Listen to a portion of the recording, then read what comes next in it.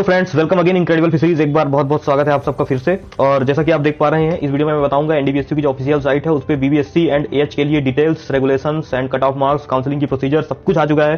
तो आपको मैं इस वीडियो में सारी चीजें बताऊंगा कि कितना कट ऑफ किस कैटेगरी के लिए फाइनल जो कट ऑफ है वो आ चुका है। और इस बार कट ऑफ जो है वो काफी कम देखने को मिल रहा है। तो बीबीएससी एंड एएच के लिए जो एस्पिरेंट्स वेट कर रहे थे कि उनको इसमें एडमिशन लेना है तो उनके लिए खुशखबरी है कि कट ऑफ जो है वो बहुत कम है और आप कम नंबरों पर भी काउंसलिंग में अपियर हो पाएंगे। तो पिछले साल के मुकाबले जो कट ऑफ है वो बहुत कम आया है। तो उस बेस पे आज हम देखेंगे कि कैसे काउंसलिंग में आप अपियर हो पाएंगे, कैसे काउंसलिंग में काउंसलिंग प्रोसीजर क्या है और कैसे किस वेबसाइट से जाके आप काउंसलिंग पे अपियर हो पाएंगे। तो पूरी ऑनलाइन प्रोसीजर है, कट ऑफ मार्क आ चुके हैं, काउंसलिंग आ चुकी है। आप सीधे तौर पर Nanaji Deshmukh veterinary science university की ऑफिशियल साइट्स में जाके और अलर्ट्स में देखेंगे तो सबसे पहले अलर्ट्स में ही ये इंपॉर्टेंट अलर्ट्स में ये बना हुआ है। तो आइए बिना किसी देरी के वीडियो को शुरू करते हैं। उसके पहले अगर आप सबने वीडियो को चैनल को सब्सक्राइब नहीं किया है तो जल्दी जल्दी चैनल को सब्सक्राइब कर लें, बेल आइकन प्रेस कर लें ताकि आने वाले वीडियो के लेटेस्ट अपडेट्स आप सबको मिल सके। और हाँ जी हाँ दोस्तों, जो आपके साथ जो आपके दोस्त हैं, आपके भाई हैं जो उन्होंने भी पीवीटी और वेटनरी का पीवीएफटी का पेपर दिया हुआ है तो आप उन सब तक भी वीडियो को जरूर शेयर करें ताकि उनके पास भी काउंसलिंग रिलेटेड जितनी भी डिटेल्स हैं वो सब मिल चुके हैं। तो आइए देख पा रहे हैं ये ऑफिशियल नोटिफिकेशन 2020 और 21 की बीबीएससी की काउंसलिंग के लिए एनडीबीएससी की ऑफिशियल साइट पर दिखाया जा रहा है। तो इस पे अगर हम देखते हैं तो जो कट ऑफ मार्क्स हैं वो दिखाए जा रहे हैं। तो सबसे पहले आते हैं अनारक्षित श्रेणी यानी अनरिजर्व। तो इसमें आप देखेंगे कि जो अनरिजर्व कैटेगरी की जो अनरिजर्व के लिए फीमेल और फिजिकली हैंडीक्राफ्ट हैं उनके लिए जो कट ऑफ है वो 33 नंबर है यानी 33 नंबर से काउंसलिंग में अपियर हो पाएंगे। फिर आते हैं अनारक्षित श्रेणी की स्वतंत्रता संग्राम सेनानी यानी जो फ्रीडम फाइटर्स हैं, दिव्यांग हैं, उनके लिए जो समस्त अभ्यर्थी हैं उनके लिए अलग से कट ऑफ कोई नहीं है। आप सभी पात्र हैं जिनके पास भी स्वतंत्रता संग्राम सेनानी सर्टिफिकेट है, फिजिकली हैंडीक्राफ्ट हैं, जो एसटी एससी और ओबीसी कैटेगरी से बिलोंग करते हैं उनके लिए कोई भी कट ऑफ रेंज नहीं है। तो आप सभी काउंसलिंग में अपियर हो सकते हैं। तो ये दो टाइप के जो कट ऑफ है शुरू के, इनका ये है कि जो अनरिजर्व कैटेगरी के दिव्यांग स्वतंत्रता संग्राम सेनानी सैनिक अभ्यर्थी हैं उनके लिए कट ऑफ है ये 33 नंबर। और लेकिन जो अनरिजर्व कैटेगरी जो आरक्षित श्रेणी के स्वतंत्रता संग्राम सेनानी, दिव्यांग और सैनिक अभ्यर्थी हैं ST SC and OBC category के, उन्हें सभी पात्र अभ्यर्थी हैं और कोई भी कट ऑफ रेंजिंग नहीं है। तो उसके बाद आते हैं अनरिजर्व फीमेल के लिए। अनरिजर्व फीमेल के लिए जो कट ऑफ नंबर्स हैं वो भी 33 नंबर से अधिक है। ठीक है, अनरिजर्व कैटेगरी के जो मेल है, मेल के लिए 50 नंबर्स का जो कट ऑफ है वो दिखाया गया है। फिर आते हैं अनारक्षित श्रेणी के ईडब्ल्यूएस के लिए। ईडब्ल्यूएस के लिए जो कट ऑफ मार्क्स है वो 50 नंबर है। कई आप मुझसे पिछले वीडियो के कई वीडियो कमेंट्स में आप लोग पूछ रहे थे कि ईडब्ल्यूएस कैटेगरी के लिए क्या होगा। तो ईडब्ल्यूएस के लिए जो कैटेगरी के लिए जो कट ऑफ मार्क्स है वो 50 नंबर है। ठीक है, उसके बाद आते हैं कि जो ओबीसी फीमेल है, ओबीसी फीमेल के लिए 45 नंबर या इससे अधिक अगर कट ऑफ है तो आप काउंसलिंग में अपियर हो पाएंगे। फिर इसमें दिखाया जा रहा है कि जो ओबीसी कैटेगरी की समस्त अभ्यर्थी, मतलब ये ओपन है तो ओबीसी कैटेगरी के जो समस्त अभ्यर्थी उनका 50। तो आप देख पा रहे हैं जनरल मेल, अनरिजर्व और ओबीसी मेल का कट ऑफ जो है बराबर गया। तो मैंने पिछले वीडियो में भी आपको बताया था कि ओबीसी एंड जनरल का कट ऑफ लगभग सेम चलता है, 1-2 नंबर का डिफरेंस होता है, मगर यहाँ पे वो भी सेम है। फिर आते हैं जो कृषक अभ्यर्थी यानी जिनके पास किसान सर्टिफिकेट होता है तो ओबीसी कैटेगरी के लिए अगर आप कृषक कोटे से हैं तो आपको 50 नंबर इससे अधिक आपका भी कट ऑफ है। फिर आते हैं अनुसूचित जाति की सभी श्रेणी की महिला अभ्यर्थी यानी एससी फीमेल।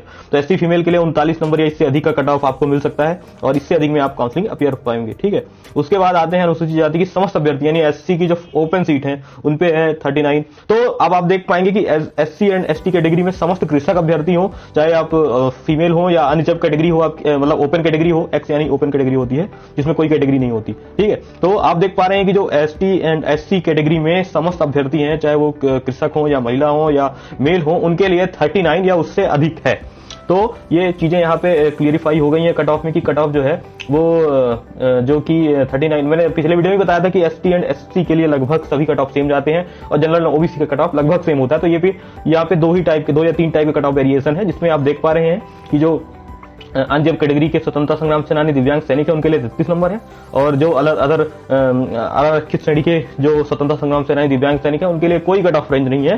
तो ये कट ऑफ जो है ये कल एनडीबीएसयू की वेबसाइट पे, ऑफिशियल साइट पे दर्शा दिया गया है। और ध्यान रखें दोस्तों, ये कट ऑफ सिर्फ काउंसलिंग में अपेयर के होने के लिए है, ना कि कॉलेज मिलने का कट ऑफ है।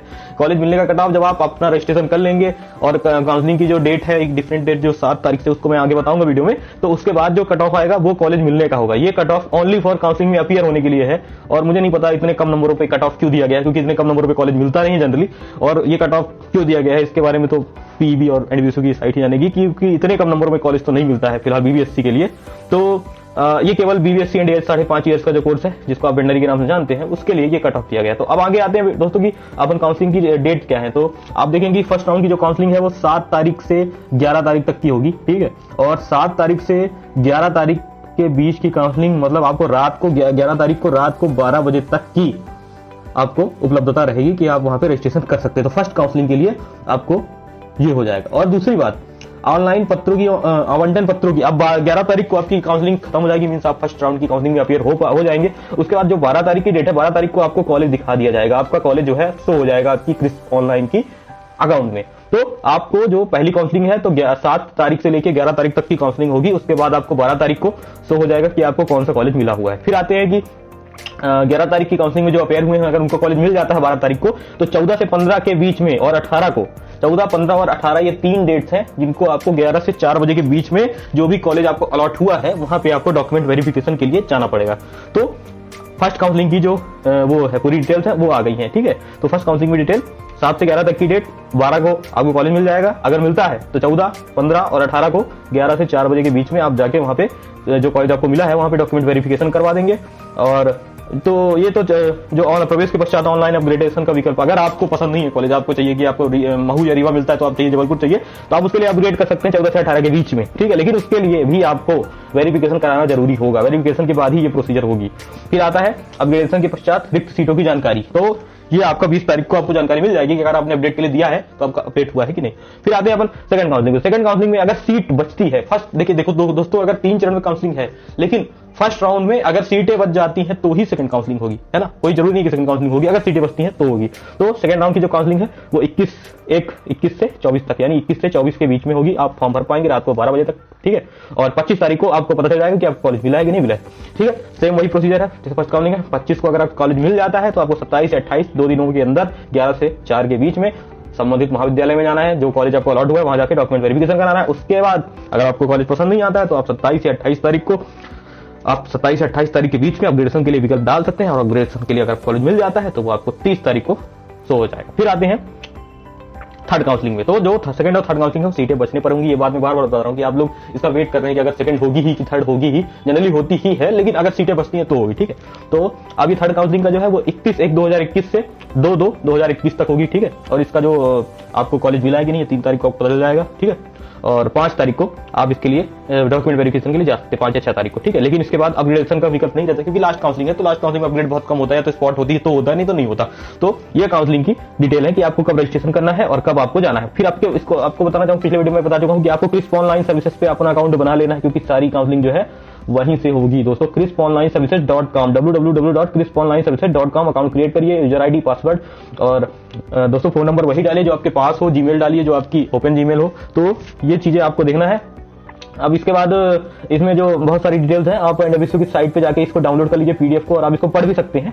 तो ये चीजें आ गई हैं, ठीक है। लेकिन मैं ये बता दूं कि अगर आप फर्स्ट काउंसलिंग में जैसे आपको कॉलेज नहीं मिलता है, मतलब कॉलेज अगर आपको फर्स्ट काउंसलिंग में, एक बहुत भी बड़ी चीज है जो लोग गलतियां कर देते हैं विद्यार्थी के कारण से उनका साल बर्बाद हो जाता है। अगर आपको फर्स्ट काउंसलिंग में कोई कॉलेज मिल जाता है, और जैसे कि मान लीजिए आपने महू, रीवा और जबलपुर डाला हुआ है, तो फर्स्ट में अगर आपकी चॉइस जबलपुर है, लेकिन आपको कम नंबर या फिर किसी वजह से नंबर से महू का कॉलेज नहीं, रीवा का, जबलपुर का कॉलेज नहीं मिलकर महू का कॉलेज मिल जाता है, तो आप सोचे कि हम दूसरी काउंसलिंग में अपडेट कर देंगे। लेकिन इसके लिए भी नियम है कि पहले आपको संबंधित कॉलेज में वेरिफिकेशन कराना होगा। मींस आपको एडमिशन पहली काउंसलिंग में अगर कॉलेज मिलता है तो लेना ही होगा, क्योंकि अगर आपने ये सोचा कि हम पहली काउंसलिंग में कॉलेज मिला, हम अपग्रेड कराएंगे, बाद में हम नहीं लेंगे एडमिशन, तो आपका एडमिशन कैंसिल माना जाएगा और आपको कोई कॉलेज नहीं मिलेगा, ना आप एडमिशन ले पाएंगे। तो ये एक बहुत पॉइंट टू बी नोटेड कि आपको फर्स्ट काउंसलिंग में अगर कोई भी कॉलेज मिलता है तो डॉक्यूमेंट वेरिफिकेशन करा के फीस सबमिट करके एडमिशन लेना अनिवार्य होगा। उसके बाद ही आप अपग्रेडेशन के पात्र होंगे, ठीक है। अब ये चीज आती है कि अगर विद्यार्थी का प्रवेश किसी भी चरण में एक पाठ्यक्रम से अगले चरण में किसी अन्य पाठ्यक्रम में हो जाता है तो उसे पाठ्यक्रम प्रवेश लेते पूर्ण चरण ही। तो जैसे कि ये तो दूसरी चीजें हैं, जब बीएफएससी काउंसलिंग होगी उस समय आपको जरूरत पड़ेगी, लेकिन जो मैंने जरूरत थी वो आपको बता दिया। फिर आप आते हैं कि आपको कौन सी चीजें हैं, आपको डॉक्यूमेंट्स कौन सी जरूरी हैं, आपको कौन सी दस्तावेज ले जाना जरूरी है। तो अगर आपके पास वो चीजें नहीं है तो आप उसका जल्द से जल्द ओरिजिनल कॉपी एंड उसका क्या कैसे बनाना है वो मैं आपको बताता हूँ पूरी काउंसलिंग का। तो अब आपका पूरा है कि मूल दस्तावेजों का सत्यापन आवंटित महाविद्यालय निर्वाचित संपन्न किया जाएगा। तो ये बीबीएससी के पाठ्यक्रम के लिए 3 कॉलेज हैं, है ना, महू, रीवा एंड जबलपुर, जिनका नंबर भी दिया हुआ है। आप पीडीएफ में, अगर आपके पास पीडीएफ नहीं है तो आप मुझे सिंपली मेल कर सकते हैं, मैं आपको पीडीएफ दे दूंगा। तो अब इसका मेल करने की जरूरत नहीं है, आप जाके एनडीबीसी की साइट से भी जा सकते हैं, ले सकते हैं, ठीक है। आपको पहले ही बता दूं कि आपको अगर डॉक्यूमेंट वेरिफिकेशन से पहले रजिस्ट्रेशन में क्या करना है, तो पहले अपन बात कर लेते हैं रजिस्ट्रेशन में क्या होगा। तो आपको पहले रजिस्ट्रेशन करना है ऑनलाइन, जो क्रिस्प ऑनलाइन मैंने बता दिया है, ठीक है। महाविद्यालय के कॉलेज चॉइस फिलिंग कर लेनी है, चॉइस फिलिंग करने के बाद आपको क्वार्टर शुल्क का भुगतान करना है, उसके बाद आपको सीट अलॉट होगी, जिसके बाद आपको महाविद्यालय में दस्तावेजों के साथ प्रति करना। तो ये एक नॉर्मल चीज है, इस पर कोई कोई भी ज्यादा कठिन चीज नहीं है। फिर अब आते हैं ऑनलाइन पंजीयन शुल्क। जो ऑनलाइन पंजीयन शुल्क ये ऑफिशियल दिया हुआ है, ये दिया हुआ है कि 200 रुपए आपको देना पड़ेगा और प्लस जीएसटी जो कि दुकानदार लेगा आपसे, तो लगभग 250 के आसपास का जो फॉर्म है वो आपको भर जाएगा, है ना। और क्रिस्प ऑनलाइन रजिस्ट्रेशन के लिए आपको कोई फीस नहीं देनी। क्रिस्प ऑनलाइन रजिस्ट्रेशन बिल्कुल फ्री ऑफ कॉस्ट है। अगर कोई दुकानदार आपसे क्रिस्प ऑनलाइन रजिस्ट्रेशन की फीस मांगता है इंक्लूडिंग, तो आपको फीस नहीं देनी है। आपको सिर्फ फीस देनी है कॉलेज अलॉट होने, कॉलेज के लिए चॉइस फिलिंग करते समय। जब चॉइस फिलिंग को लॉक करेंगे तब पेमेंट होती है और पेमेंट रिसिप्ट मिल जाती है। तो रिसिप्ट जरूर ध्यान से ले लें आप सब। अब आते हैं कि आपको कौन कौन से डॉक्यूमेंट्स लेके जानी है। सबसे जो जरूरी चीज है वो डॉक्यूमेंट्स कौन कौन सी लेके जानी है। तो ओरिजिनल डॉक्यूमेंट जिनकी बात कर रहा हूं, ये सभी ओरिजिनल डॉक्यूमेंट्स होगी। सबसे पहले तो पीबीएफटी 2020 की अंक सूची, यानी आपने जो पेपर दिया था उसके बाद जो अंक सूची मिली थी आपकी, यानी मार्कशीट मिली थी, उसका तो ऑनलाइन प्रति है, तो आपको लेके जाना है, ठीक है। उसके बाद 10th एंड 12th की मार्कशीट जो मेन है, ठीक है, मेन मार्कशीट जो 10th एंड 12th की है, आप सीबीएसई बोर्ड से हो, एमपी बोर्ड से हो, किसी बोर्ड से हो, 10th एंड 12th की इंपॉर्टेंट जो है मार्कशीट होती है, ठीक है। उसके बाद होता है कैरेक्टर सर्टिफिकेट। कैरेक्टर सर्टिफिकेट आपके स्कूल से, है ना, स्कूल से जो आपने पढ़ा तो कैरेक्टर सर्टिफिकेट। फिर उसके बाद आता है स्थानांतरण सर्टिफिकेट, टीसी जिसको कहते हैं, स्थानांतरण प्रमाण पत्र यानी टीसी एंड माइग्रेशन, ठीक है। 4 पासपोर्ट साइज रंगीन फोटो जिसके पीछे अभ्यर्थी अपना नाम लिखेंगे। अगर आप सब फोटो खिंचवाते हैं तो आप उस पे मतलब नीचे अपना नाम लिखवा लें, जरूर लिखवा लें, या तो पीछे लिख सकते हैं, कोई दिक्कत नहीं है। लेकिन आप अपनी 4 पासपोर्ट साइज रंगीन फोटो, अगर कोशिश करें कि आपने जिस टाइम अपीयर हुए थे, जिस टाइम आप एग्जाम में अपीयर हुए थे, अगर उस टाइम की फोटो है तो वो भी अच्छी मानी जाती है कि अगर उसके साथ ही है तो। लेकिन अगर आपके पास वो नहीं है तो आप दूसरी भी ले सकते हैं, ठीक है। तत्काल की जिसमें कह रहा है, तो तत्काल में कलर्ड फोटो ही होनी चाहिए जिसमें आपके दोनों कान साफ दिखें और बैकग्राउंड व्हाइट हो तो चलेगा, ज्यादा अच्छा रहता है। ये जो फोटो है आपको लेके जानी, ठीक है। अब आप मध्य प्रदेश के मूल निवासी प्रमाण पत्र ये जरूर लेना है, आपको जरूर से जरूर लगेगा कि आपका अगर मूल निवासी प्रमाण पत्र है तो वो लेके जाना है, ठीक है। अब आता है कि अगर आपकी किसी कैटेगरी में सीट ले रहे हैं, अगर आप किसी कैटेगरी में सीट ले रहे हैं तो आपको संबंधित अधिकारी द्वारा आरक्षित प्रमाण पत्र लेना जरूरी है। अगर आप जाति में किसी कैटेगरी में आ रहे हैं तो एसटी एंड ओबीसी और एसटी एससी एंड ओबीसी का जो जाति प्रमाण पत्र है वो भी ओरिजिनल कॉपी में लेके आना है। कृषक प्रमाण पत्र अगर कृषक कोटा में लेते हैं तो कृषक प्रमाण पत्र लगेगा। अब ये जो स्पेशल प्रमाण पत्र आ रहे हैं, सैनिक प्रमाण पत्र, दिव्यांग प्रमाण पत्र, स्वतंत्रता संग्राम सेनानी प्रमाण पत्र और कृषक प्रमाण पत्र, तो ये स्पेशल कैटेगरी आती है। इनके लिए आपको अगर इस कैटेगरी में सीट अलॉट होती है तो ये सर्टिफिकेट लेके ही जाना है। अगर आपके पास ये सर्टिफिकेट नहीं तो आपको एडमिशन में दिक्कत आ सकती है। तो अगर आप किसी कैटेगरी में एडमिशन ले रहे हैं तो ध्यान से उस कैटेगरी का स्पेसिफिक सर्टिफिकेट जरूर लेके जाएं, ठीक है। अब आता है ईडब्ल्यूएस। हाँ, ये तो सभी कैटेगरी की सर्टिफिकेट है। तो ईडब्ल्यूएस कैटेगरी में अगर एडमिशन ले रहे हैं, आपको सीट मिली हुई है तो आपको ईडब्ल्यूएस कैटेगरी का सर्टिफिकेट लेके जाना है, ठीक है। अगर आपका सबसे मेन इंपॉर्टेंट चीज होती है गैप सर्टिफिकेट। अगर आपने 12वीं के बाद ड्रॉप लिया है 1 साल 2 साल का, अगर आपने नहीं लिया तो कोई इशू नहीं है, इस प्रमाण पत्र की कोई जरूरत नहीं। अगर आपने ड्रॉप लिया है तैयारी करने के लिए, आपने 1 2 3 साल जितने साल का भी ड्रॉप लिया हो, तो आपको उसका गैप सर्टिफिकेट बनवाना है नोटरी से। नोटरी से गैप सर्टिफिकेट बनवाना है। शपथ पत्र आप जाएंगे जनरली नोटरी से, आपको बना के दे देगा। और नोटरी का जो सर्टिफिकेट है वो बहुत पुराना नहीं होना चाहिए कि आप पहले से बनवा के रखें, ऐसा नहीं होना चाहिए। तुरंत बनवा लीजिए, ज्यादा टाइम लगता है, बन जाता है, ज्यादा कोई खर्चा नहीं लगता, स्टाम्प पे बनता है नोटरी से, तो आप वो सब बनवा लीजिए, है ना। अब आता है कि चिकित्सक द्वारा रक्त समूह का विवरण एवं स्वास्थ्य प्रमाण पत्र, तो ये एक मेडिकल सर्टिफिकेट आपके पास होना चाहिए, नॉर्मल मेडिकल सर्टिफिकेट होना ही चाहिए। और अब सबसे बड़ी बात आती है आय प्रमाण पत्र। आय प्रमाण पत्र आपका जो ये डेट दी हुई है 1 अप्रैल 2019 से 31 मार्च 2020 तक आरक्षित वर्ग के लिए, तो ये जो डेट के बीच का आरक्षित आय प्रमाण पत्र है वो आपके पास होना चाहिए। और फिर पीबीएफटी में जो आपने ऑनलाइन आवेदन किया था उसका प्रिंट आउट होना चाहिए आपके पास, ठीक है। और समस्त आधार कार्ड होना चाहिए आपके पास। दस्तावेजों की 2 छाया प्रति अनिवार्य है। तो ये आप देख रहे हैं कि ये जो आपकी स्क्रीन पे दिख रहा है, जिस लेंथ में यानी जिस सिस्टम में ये जमा हुआ है, उसी सिस्टम में आपको अपना सारा डॉक्यूमेंट्स की ओरिजिनल कॉपी, एक फाइल में ओरिजिनल कॉपी है, देन उसके बाद 2 से 3 फोटो कॉपी आपको रखनी ही रखनी है। 2 से 3 फोटो कॉपी हर डॉक्यूमेंट की आपके पास होनी चाहिए, ताकि आपको at the time of counselling document verification कोई भी दिक्कत ना आए। तो ये चीजें आप ध्यान रखिए कि आपके पास 2 से 3 फोटो कॉपी जरूरी होना चाहिए, ठीक है। जितनी भी डॉक्यूमेंट्स हैं, आप जिस कैटेगरी में इन्वॉल्व हो रहे हैं, जिस कैटेगरी में आपको सीट अलॉट हो रही है, तो उस कैटेगरी की डॉक्यूमेंट्स होना चाहिए आपके पास। अगर आपके पास वो चीज नहीं है तो आप जल्दी जल्दी बनवा लीजिए, क्योंकि उस टाइम पे अगर आपके पास काउंसलिंग में डॉक्यूमेंट वेरिफिकेशन में इस चीजों की डिमांड की जाती है तो आपको दिक्कत आ सकती है। तो ये आपकी स्क्रीन पे जो दिख रहा है, तो याद से ये सारी चीजें आप डॉक्यूमेंट तैयार कर लें काउंसलिंग में अपेयर होने से पहले। और क्रिस्प ऑनलाइन में जब आप कॉलेज अलॉट करेंगे उसके बाद एक आपको रसीद मिलेगी, उस रसीद को भी आपको लेके ही चलना है, उस रसीद को भी लेके चलना है, कभी भी वो मांगी जा सकती है।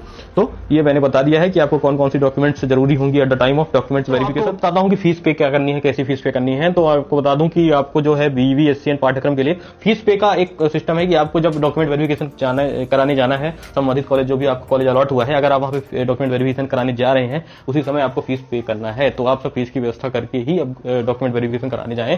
Eight the time of document verification ही आपको फीस जमा करना है, ये बात आप नोट कर लीजिए। ये जो फीस डिटेल्स हैं ये आपको दिख रही हैं कि प्रथम वर्ष के लिए जो फर्स्ट सेमेस्टर के लिए है वो 44,438 रुपए, तो इतने के आसपास के पैसे आपको लेके जाना है कि आपको वो फीस वहीं पे जमा करनी है, ठीक है। उसके बाद अगर आपको हॉस्टल लेना है तो उसकी शुल्क अलग से है ना, हॉस्टल के लिए शुल्क अलग से है। तो ये मैं बता दूं कि आपको फीस जमा करना है, बैंक डिटेल्स आपको वहीं पे दे दी जाएंगी और फीस आपको at the time of document verification ही लेके जाना है। अब ये जो डिफरेंट कॉलेज, जो भी कॉलेज आपको अलॉट हुआ है, तो कहाँ पे फीस जमा करनी है, ड्राफ्ट के माध्यम से किस नाम से आपको फीस जमा करनी है, वो ये दिखाया जा रहा है। आप देख लीजिए कि ये महू के लिए जो है और जबलपुर के लिए, इंदौर के लिए, इंदौर या महू एक ही है, इंदौर या महू एक ही कॉलेज है। ये जैसा कि लिखा हुआ है साफ साफ शब्दों में, यदि अपग्रेडेशन हुआ तो अपग्रेड के पश्चात अभ्यर्थी को आवंटित महाविद्यालय में निर्धारित तिथि में उपस्थिति दर्ज कराना होगा, वरना आपका एडमिशन निरस्त माना जाएगा। ठीक है, तो ये अपग्रेडेशन संबंधित आप पीडीएफ में अच्छे से पढ़ सकते हैं सारी जानकारी, है ना। अब आते हैं कि कितनी सीट है। मेरे पिछले वीडियो में भी कई लोग कमेंट करेंगे सर मेरी इतनी रैंक है तो कॉलेज मिल जाएगा, मेरी इतनी रैंक है सर, मेरी ईडब्ल्यूएस कैटेगरी में, मेरी ओबीसी कैटेगरी में इतनी रैंक है, इतने नंबर है। तो दोस्तों पहले बता दूं आपको कि अगर ईडब्ल्यूएस कैटेगरी में आपकी इतनी रैंक है, तो जो लोग सोच रहे हैं कि ईडब्ल्यूएस कैटेगरी में इतने कम नंबर पर हो जाएगा, तो उसमें कोई भी ऐसा प्रूफ नहीं है, क्योंकि ईडब्ल्यूएस कैटेगरी में अभ्यर्थी कितने आते हैं और उनका कट ऑफ कितना जाता है इसके ऊपर डिपेंड है, ना कि ईडब्ल्यूएस कैटेगरी में होने बस से आपको एडमिशन मिल जाएगा। तो कई लोग पहली बार एडमिशन ईडब्ल्यूएस कैटेगरी में हो रहा है यहाँ पे, तो इसलिए मैं आपको बता देना चाहूंगा कि ईडब्ल्यूएस कैटेगरी में कितने कैंडिडेट आते हैं उसके ऊपर डिपेंड होता है कि आपको एडमिशन मिलेगा या नहीं मिलेगा। ठीक है, तो ये हो गया। अब सीटें बता दूं आपको कि सीटें जो सीट डिवाइडेशन है बीबीएससी एंड एएच के लिए 5.5 ईयर्स का जो कोर्स है, जिसको आप वेटनरी के नाम से जानते हैं, तो ये देख पा रहे हैं आप स्क्रीन पे कि जबलपुर में जो अनरिजर्व कैटेगरी के वो 21 सीटें हैं, फीमेल के लिए 10 हैं, है ना। कृषक के लिए कोई सीट नहीं है।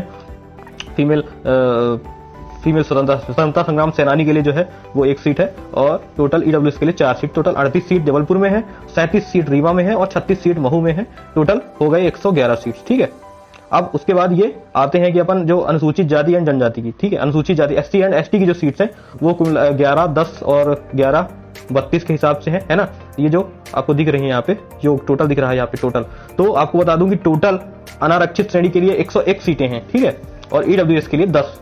मैं आपको पहले बता दूं, अनारक्षित श्रेणी के लिए 101 तीनों कॉलेजों को मिला के और 10, तो टोटल 111। ठीक है, अब आते हैं एससी कैटेगरी के लिए जो सीटें हैं, तो टोटल 32 सीटें हैं, है ना, और एसटी कैटेगरी के लिए जो है टोटल 40 सीटें हैं। तो ये आप सीट डिवाइडेशन, और टोटल जो है ओबीसी के लिए 28 सीटें हैं। तो इस तरीके से टोटल 211 सीटें हैं, और तीनों कॉलेज में सभी सीटों को मिला के 71, 70 जबलपुर में 1 सीट ज्यादा है, बाकी 70। और आप सब आराम से देख सकते हैं कि ईडब्ल्यूएस कैटेगरी के जो लोग, ईडब्ल्यूएस कैटेगरी में बहुत डिमांड आ रही थी, ईडब्ल्यूएस कैटेगरी के 4 3 है ना, 4 जबलपुर में है और 3 महू और रीवा में। तो ये आप देखिए सीट डिवाइडेड, टोटल 211 सीटें हैं, 211 सीटें हैं, और इसमें डिफरेंट कैटेगरीज आती हैं, तो 211 सीटों में आपको ये एडमिशन मिलने का चांस है।